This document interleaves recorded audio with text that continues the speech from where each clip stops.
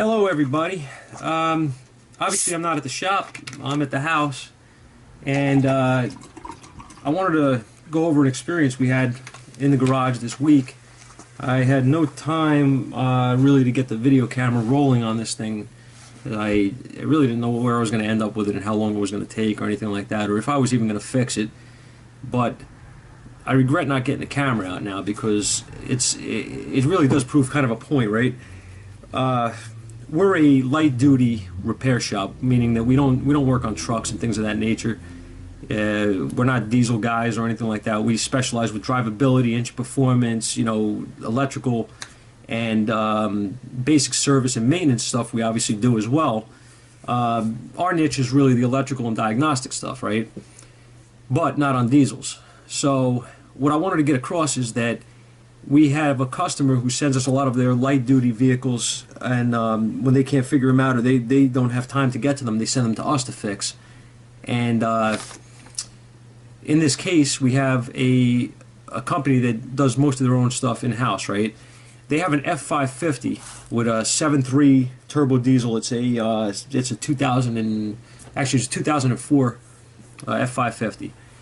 So this thing is some sort of big drilling rig or whatever. I couldn't begin to understand how it works, honestly. But in any case, the history on the truck was it's got 24,000 miles on the odometer, right? But it's got like over 500,000 hours running. So they bought the thing new back, when it was brand new. So this thing runs 8 hours a day for all these years. So you do the math. It's been running a long time. Engine blew up finally.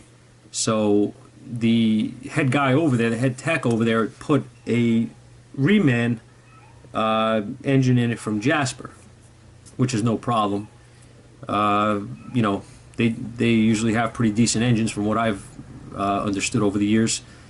And what he realized was that the truck, when it was cold, would not start. They couldn't get this thing running, and they were spraying ether in there. I know that's a big no-no on diesels, but we all do it, guys. I mean, little squirt usually doesn't hurt anything. But anyway, that's how they were getting this thing started after the new engine was put in. And he didn't have much experience on the truck from before the engine was put in, because apparently there was another guy working on this thing, maintaining it, doing things on it, and he's no longer with the company. So he doesn't really have a lot of history, right? So he's working blind here. He puts an engine in, and now he doesn't know, does this thing have a problem before? And, or is this something that not that he did, but, is it something he did, or is it something that just happened during the course of putting this new engine in, something got damaged? So he really didn't have the time to go any further on this thing, so he decided, he called me up. Yeah, I know, I still smoke, I know, I'm trying to work on that. Anyway, like I said, I'm not a diesel guy. We don't really mess with them, but I says, I wanted to help him out. So I says, you know what, send it down, I'll try to do what I can for you, take a look at it, try to figure it out. My point here is that even if you're not real knowledgeable in certain areas or certain aspects of things, don't be afraid of it. You'll never progress. You'll never, you know what I mean? Like when we first get into this field, I mean, I've been messing around with mechanical stuff since I'm a kid. I remember 5 years old, messing with things in the house, screwdrivers, taking my father's tools and doing things, and usually making a mess for him, but at least I was trying, right? Not everybody that's in this field is like that, you know what I mean? I was always into fixing and taking things apart and seeing how they work and all that stuff. But my point is that even if you're not like that, even for whatever reason you got into this field, you got into it for some reason. Something caught your attention. So now, if you get into it and you go to school for whatever, I don't really know what they teach in tech schools and stuff so much these days. I know some are better than others, but you're not going to learn everything in a tech school. So when you get out of there and you get a job in the field, you're going to get into more than likely you're going to get into either a independent shop or you're going to get into a dealership environment. So if you're in a dealer, you'll probably progress in their line of models and makes and stuff through the years. Sorry about that, guys. My phone rang. I kind of lost my train of thought. Oh yeah, all right. What I was saying was you would get into a either an independent or a dealership environment, right? And once you're in that environment, you're gonna if you're in a dealer, you're gonna progress through that make, model, lineup, or whatever through training and this and that, and you're gonna learn things. That's fine. You're still not gonna know. Like for instance, say you're working at General Motors, and the used car guy one day comes in and drops off he brings in a Volkswagen, something like that, and says, yeah, we need this thing checked out. You never worked on one of these cars before. You're going to be very, very lost. All right. So there's a benefit to being in a dealer is that you're going to learn one make and model really well. And if you get into a specific like diesel, you're going to learn diesels really well. Hopefully, if whatever what I mean, whatever the case is. So my point is that if you get into an independent shop, they usually do more of an all-around type of training. If you get the option of getting training, but you're gonna be working on most makes and models, not just one line of cars. Okay, very few independent shops out there have a specialty where they only do one thing. Like you can't just do General Motors; you never stay in business. You can't just do Ford; you'll never stay in business. Most of those people that are in that independents that specialize in one make and model are like Mercedes-Benz, Ferrari, BMW, stuff like that. Really, the higher end, expensive vehicles. That's what I've seen in my experience. But most shops, independents, have to work on everything. So what I'm getting at is don't be afraid to learn something or to work on something that you haven't tried before. You know what I mean? Obviously you need information on how these systems work and things, but you got to get into it and see what you got to try it. You know what I mean? Don't be afraid of it. Otherwise you'll never progress. So what I want to do is I want to talk a little bit about this truck that we had come in. This F550, as it turns out, let me shut that light off, it's blinding me. This F550 that we had come in was a no start when cold, unless you sprayed ether to get it running, right? Now, we scan tested it first before we did anything else and verified what our buddy over there at the other shop had told us, which was correct. He has a problem in the glow plugs, something with the glow plug circuit. So when I scanned it, I verified I had a P0380, which was a glow plug circuit problem. He changed the only thing he did on the truck, aside from putting an engine in it from Jasper, was to replace the solenoid, or the relay they call it. It's a solenoid for the glow plugs. He said that when he tries to start it in the morning, the glow plugs don't seem to be getting power. So he wanted me to verify what he already thought was true and see if I could figure out why that was.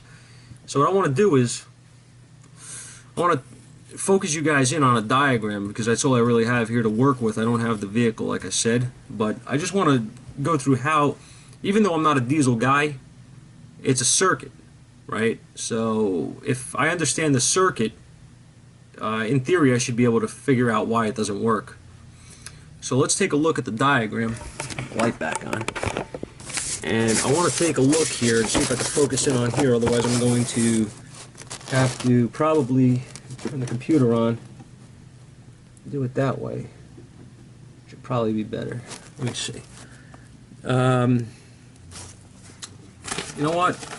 Hold tight. Alright guys, I've been trying to get this scrolling off the screen here. This freaking... I don't know how to do it. I tried changing the screen resolution like I've seen in a couple other videos, and I just can't get it to work. So I'm sorry about that. If it annoys you guys, I'm really sorry. I'm trying to show what I've wanted to show here, but this is a pain in the ass. But anyway, all right, I'm gonna go into this, and all right, we have a 550 with a... What am I doing? I'm sorry, guys. I told you guys the wrong year here. This was a 2002, not a 2004. I did it again. Oh, sorry. Okay, it's 2000. Okay, this is a 2002 Ford. Not an E. It's an 550 with a 7.3. It is the extra cab. Okay, we're going to use this truck, and what we're going to do is we're going to go into the wiring diagrams. I'm really sorry guys about this scrolling here on the freaking screen. I can't get this off. I've tried changing screen resolution on it, and for some reason or another, I just can't figure out how to get this thing off. It's driving me crazy. Alright.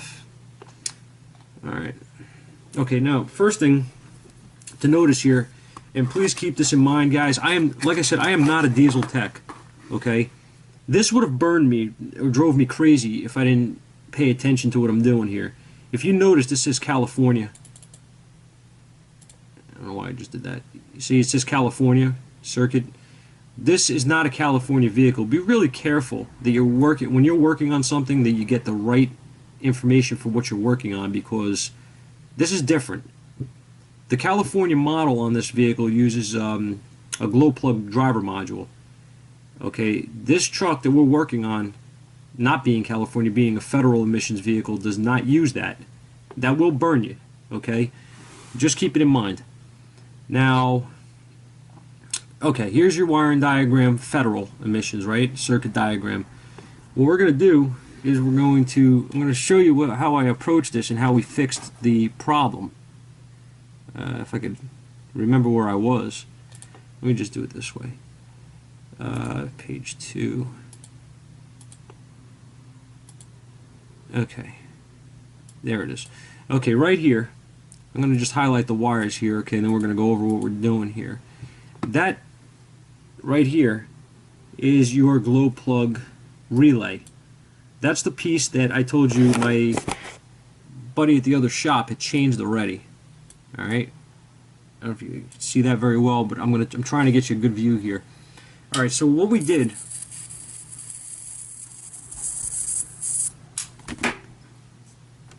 our first step here in diagnostics, right, was what? Scan test it.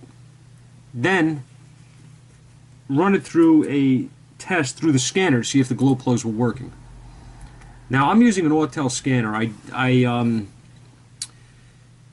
I did not use the Ford scan tool, which I should have. At the time I didn't realize when I was working on this thing, I wasn't really thinking about it because I was kind of busy, and I should have grabbed the Ford scan tool that we have in the shop. I really don't use it very often. I'm not crazy about it. That NGS tool. We don't have, I don't have the IDS. I use the Autel instead, which actually usually gives you most of this, controls.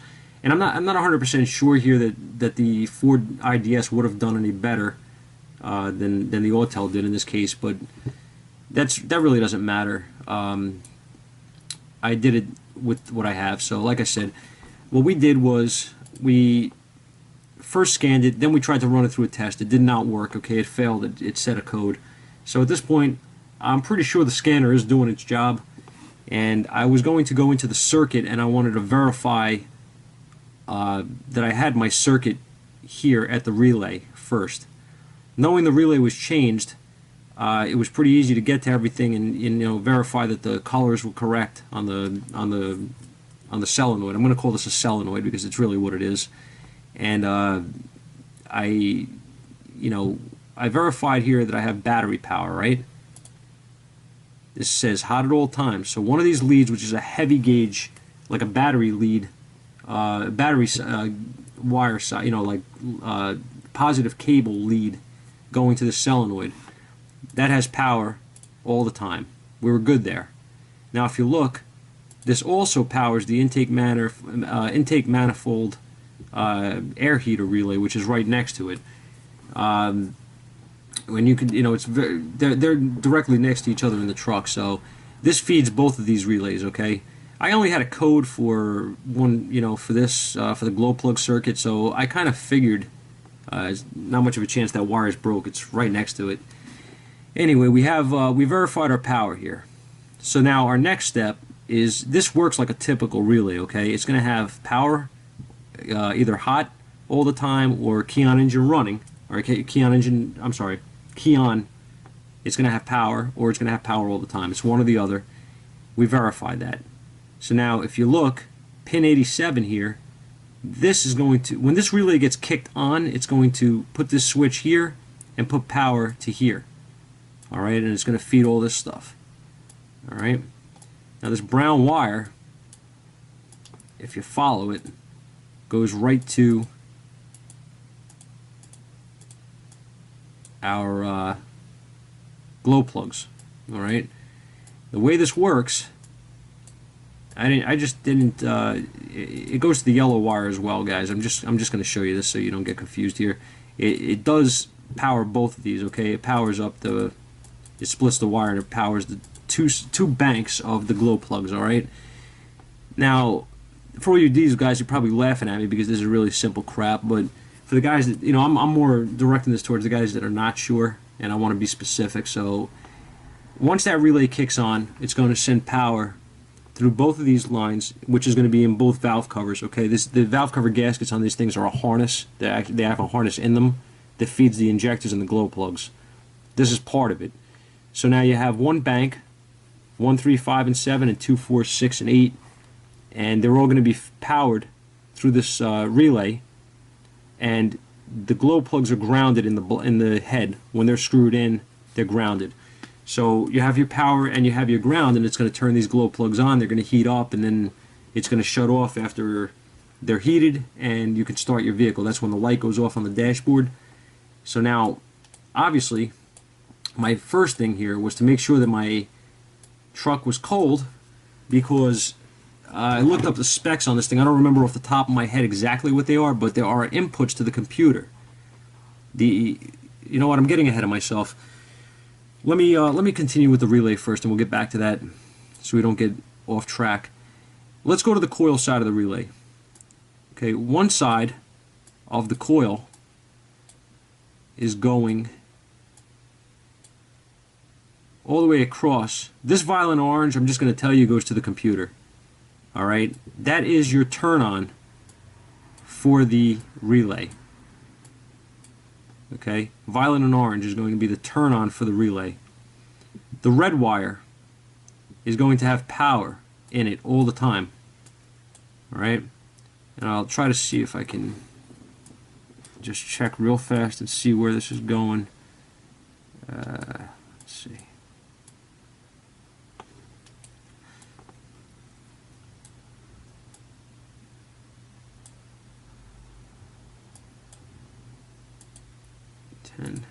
So it's going to be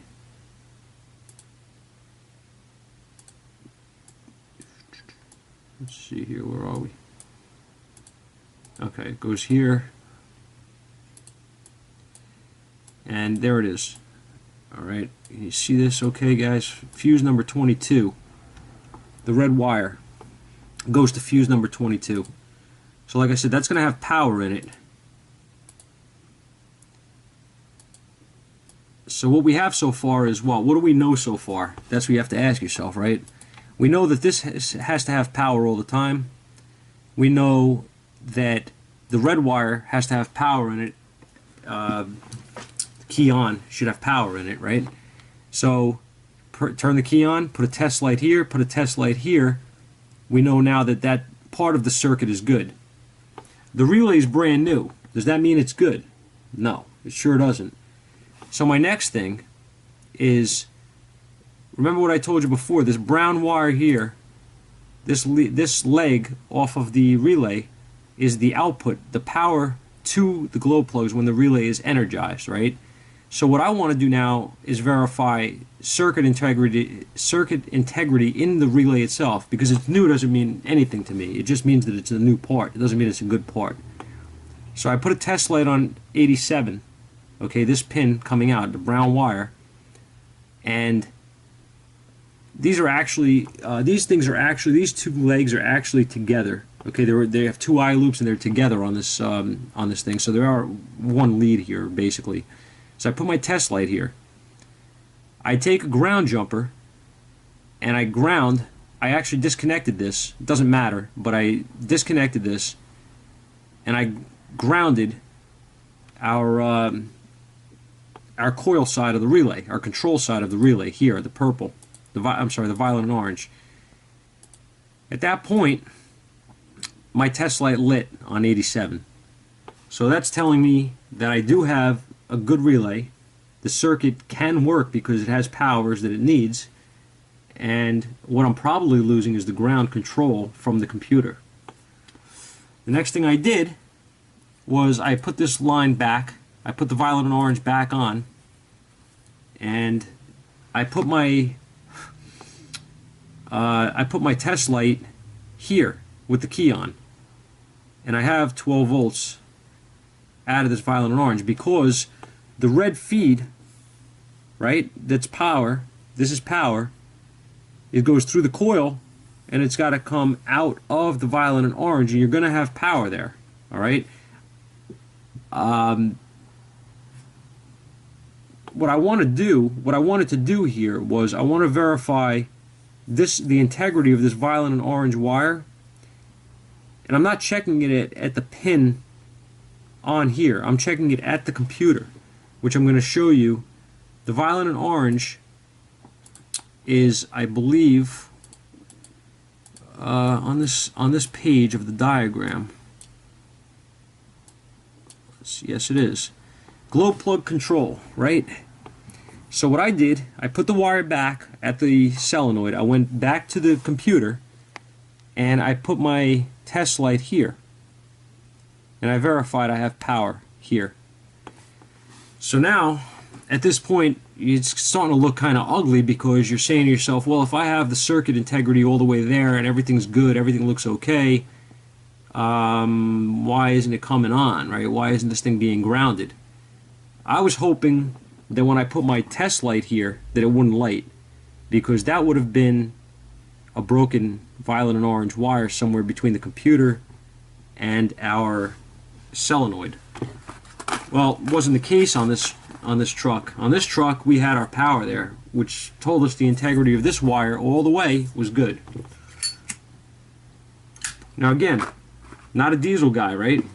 You have to know certain things here when you're working on these things, which was I was getting ahead of myself before. Knowing that this circuit is good, what does this truck need for it to turn these glow plugs on? Well, glow plugs work when the truck is cold. That's when it needs them to be heated. So that'll tell you that you have to look at any kind of inputs to the computer, meaning engine control, engine temperature, right? Your coolant sensor, oil temperature on a diesel you need to look at. I believe it may look at, I think, what was it, IAT, maybe, intake temperature sensor, maybe. I think it does look at that as well, but I think the big one on it was, from what I discussed with MEA, was the oil temperature. It was really the big one, which I think I remember that from the dealer as well. Again, a long time ago. So I checked my inputs, and it was cold. It was cold. So there was no reason these glow plugs shouldn't turn on. My temperatures all look good. All my inputs to the computer look good. So at that point, I said, well, I guess it's time to go a little further here. So what we did was, I wanted to know one thing. I wanted to know if, even though I knew the glow plugs, the relay was turning on if I grounded it, I wanted to know if the glow plugs were turning on. Because you could have a case where you have a few of them that are out, that aren't working. So at that point, I says, I just want to verify that the glow plugs on this truck are actually good. They can work. So what I did was, I got my amp clamp out, and I got my picoscope out. And what I did was, I put an amp clamp. I'm going to show you on the diagram here. So we're going to go back to our relay. 87. That's the brown and the yellow wire, right? Well, I verified, because I couldn't remember what kind of amperage draw these things put out. I verified with MEA that they're roughly about 15 amps per glow plug, roughly. Okay, so that's okay for me. That's all I need, is something close. So I put my amp clamp around the brown and the yellow lead, which I said are together. They're actually together, even though they're separate on the diagram. They're together on the solenoid. I put my amp clamp around there, and I put my voltmeter on the pin 86, which is the violet and orange. I'm sorry, not my voltmeter, my scope, but I put the volt. I set it on volts on the blue trace, right? So now here's your voltage. You got a steady battery voltage here. I grounded the relay manually, right? And here you can see my red trace is my amperage. Alright? When I grounded it, here's the turn on. You see the voltage drop right to 0. I did this at the computer. I grounded it at the computer, that violet and orange wire. So now I'm verifying again integrity of the circuit. And as it turns on, you see this amperage spike. Okay? And the amperage spiked somewhere of 150 amps or so, roughly. Alright? Now, I don't know if you can see this too well. Hopefully you can. We're roughly at about 145, 150 amps, which is good. There's 8 glow plugs, roughly 15 amps per. You're good. So here's your slope on the amperage as these things are on. All right, that's telling you that. Actually, you know what? I have a cleaner picture. Hang on a second. I actually filtered the picture. All right. Here's your turn on amperage now. Turn on, and as you can see, as I'm holding it on, you can see the amperage starting to decrease here. You see the downward slope here is telling you it's decreasing, right? It's doing that as it's heating up. It's drawing less current. It's drawing less amperage. So this is going on a downward slope. The glow plugs in this thing work. They're good. So I was thrilled at that point. I said, well, now I got to just figure out why the computer's not turning this thing on. At that point, it got uglier. Because what I did was I went to the computer and I disconnected the plug on the computer. It's got a 10mm bolt that holds them in. It's typical Ford stuff. And I disconnected. I actually couldn't get the connector out. And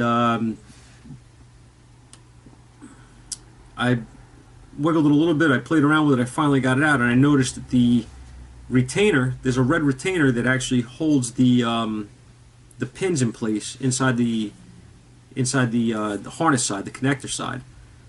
That was stuck inside the computer, and 2 of the prongs for the computer were through one hole in the tab there. So we had bent pins in the computer. So I was absolutely thrilled. I was like, oh, this is great. I'll fix this thing today for the guy. Everything will be hunky-dory. He'll be on his way. And it got uglier from there. I pulled the computer out, obviously, out of the truck so I can actually work on the bench and try to fix the pins. And fix the pins. And I also realized when I had it out that this was a junkyard PCM that was installed in the truck.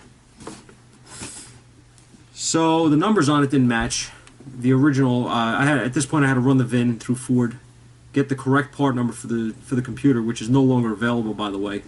Not for that model, not for that specific truck. So I started hunting through some sources that I have, and these guys are really good with computers. And turns out the guy had one that he could send me, and I made a call to the shop that I was dealing with, and I told him, look, I says, at this point you have a faulty computer in the truck, and you need to make a decision here because you know, that's where you have to go. I don't know if there's anything else going on here with this truck aside from that, because I see bent pins in the computer, I see this and that. I don't like it. The harness had some damage to it, which I had fixed, but there was a lot of tampering going on. I didn't want to be in the middle of something here, buy a new PCM for this thing, and it fries the PCM. So I gave them a heads up on it. You got to be honest with your customers, guys. If you don't know something, which you can't, you know, as much diagnostics as you may be able to do, you can't read the future, and you don't know who was in there before you, or what they jumped, or what they did. So cover yourself. And honesty to me is the best policy. Tell them the truth. You know, I was pretty sure at this point that the computer was going to fix this truck, but I didn't know any other variables, so I didn't want to be burned on it. So I gave him the option. You want me to get the computer from, from this guy? If I do, and it fries, he doesn't have another one, and there are no more available that he could find. So it's going to be something where it's going to have to be sent back to him. He's going to have to repair the computer. We're going to have to figure out what happened. You know, of course, this is worst case scenario, but I want to be covering myself. So he says, well, we found one online, used. And I said, okay. And he says, they guarantee it's good, this and that. I said, all right, fine. So they went the route of buying the PCM themselves, which at this point they got the truck and they took it. and you know, paid me for the diagnostic time. And you know, basically, we, you know, like anything else, I told them if they have any issues, call me, and we'll either come out there and look at it, or you can bring it back down to us, and we'll figure out anything else from here. And I got the call today. I didn't want to make the video without actually having a verification that this truck was fixed, but he called me today. He plugged the new computer in, or the used computer in, and the glow plug relay kicked on as soon as he turned the key on, and the truck started and runs without a hitch. So the diagnostics that I performed on the truck were spot on. Okay, there was no, even though, like I said, I'm not a diesel guy, but it's a circuit. It's a, you know, a circuit that isn't working. If you know how the circuit works and you have a diagram and you know how to read it, you should be able to figure it out. Nothing wrong with asking some questions if you're not sure. I have tech support. If you know what I mean. If I need something, I'll call them and I'll verify with them if I'm not sure of something. But don't be afraid to take it. Don't be afraid to try it. It's worst case is that you can't fix it. What are you going to do? You know what I mean. If you can't do it, you can't do it. But in this case, I was happy. I got to play with something I haven't done in a long time, and you know, I was able to fix it. That gives me a lot of satisfaction. My customer, who is very loyal to me, always sends me work. He's thrilled because they couldn't fix the truck. So everybody worked. You know, it worked out for everybody in this case. You know what I mean? If I was afraid of it because it's a diesel or whatever, and I don't want to do it. You know, it's not the way to do things. You know what I mean? In my opinion.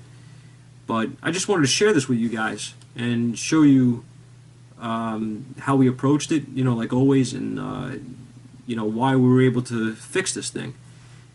And again, I know you diesel guys out there are laughing right now because it's, you know, this is a joke for you guys and it's not a big deal. But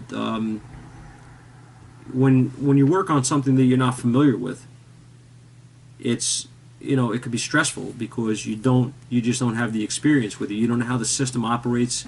You could be missing something completely. I mean, like if I was missing an input or something in this thing that, you know, I didn't know about, and that's why this computer wasn't turning it on. I made the guy buy a computer, and I'm the fool, right? So you have to be really careful if you're going to do something. Cover your bases, do your research.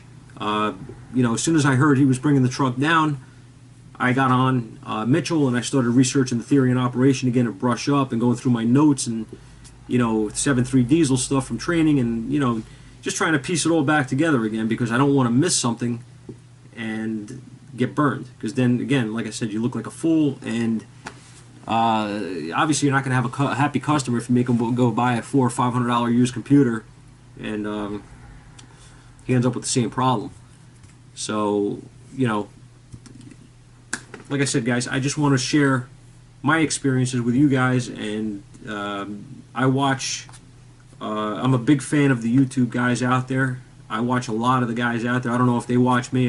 You know, hopefully they do. I try to spend as much time researching stuff. You know, when I'm home, I'm on the computer researching things. So that's what, you know, that's the field that we're in.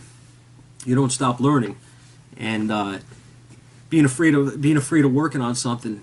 I see a lot of guys out there that are really, like, you know, nervous trying to do things. I mean, look, you know, there's certain things I'll draw the line. Like, I'm not a transmission guy at all. I'm not a transmission guy. If somebody comes in with a trans slipping, I'll check the fluid for them, and you know, I'll send them to East Coast Transmissions, and, you know, see Richie, give him the phone number and the address, and, you know, tell him, you know, I vouch for the guy. You have nothing to worry about. You know, you go there, he's going to take care of you. But I don't touch transmission stuff. That's just not my gig. If I have to, you know, I wouldn't know where to start taking an automatic transmission apart, especially the new stuff that's out there. But that's not what we do in that shop. So that's kind of a specialty on its own. You know what I mean? But there's certain things, man. You know, there's certain things you gotta just try it and see what happens. You know what I mean? Take it apart, put it back together, see how it works, right? And you know, that's it. But this was fun for me. It was something, you know, I don't get to play with every day, and you know, I remember what was involved working on those diesels and you know, in the dealership, and I didn't enjoy it, you know, for the most part. I was doing some heavy work on those things, and it just wasn't my gig. I just couldn't get into it, getting cramped up in those vans, and the F-Series were torturous to me to work on. You know, you're laying over the hood, on top of the hood, and in the engine compartment, and, you know, getting poked and prodded by everything under there, and banging yourself all up all day long, and just, I don't know, I just thought it sucked, honestly. Lifting the, everything on those things was heavy, everything was ridiculously heavy, and I just wasn't cut out for it. But every once in a while it's fun to play with one. So I hope you guys enjoyed the video, and I hope that I was able to share something. I hope you guys got something out of it. Leave feedback, hit the subscribe button. Tell me what you think, and we're gonna try to keep keep sharing knowledge. All right, see you guys at the shop.